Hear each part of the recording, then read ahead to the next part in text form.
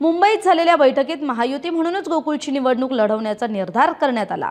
मात्र या बैठकीदरम्यान वैद्यकीय शिक्षण मंत्री हसन मुश्रीफांनी एक महत्त्वाची अट घातली। मुश्रीफांनी पक्षनिहाय जागा वाटपाला विरोध केलाय आणि ठरावधारकांच्या संख्येनुसारच जागा वाटप व्हावं अशी आग्रही भूमिका घेतली आहे। सध्या गोकुळच्या निवडणुकीसाठी ठरावधारकांच्या याद्यांची प्रक्रिया सुरू आहे। गोकुळ प्रशासनाकडून कच्च्या याद्या दुग्ध विभागाकडे पाठवण्यात आल्यात आणि त्याची छाननी सुरू आहे। लवकरच या ठरावधारकांना दुग्ध विभागाकडून नोटिसा पाठवल्या जातील। त्यानंतर हरकती आणि आक्षेप नोंदवण्याची प्रक्रिया पार पडेल। याच प्रक्रियेत खऱ्या अर्थानं ठरावधारकांचं महत्त्व ठरणार आहे। मुश्रीफांनी याआधी सुद्धा स्पष्ट केले की जोपर्यंत ठरावधारकांच्या याद्या अंतिम होत नाहीत तोपर्यंत महायुतीच्या पुढील बैठका होणार नाहीत। याद्या अंतिम झाल्यानंतर महायुतीतील सर्व नेत्यांची संयुक्त बैठक होईल आणि त्यामध्येच जागा वाटपाचा अंतिम फॉर्म्युला आणि निवडणुकीची रणनीती ठरण्याची शक्यता आहे।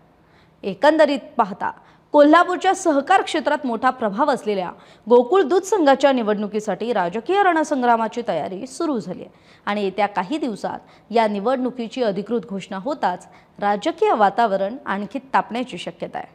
आपल्याला याविषयी काय वाटते? आपली मतं कमेंट करून जरूर कळवा।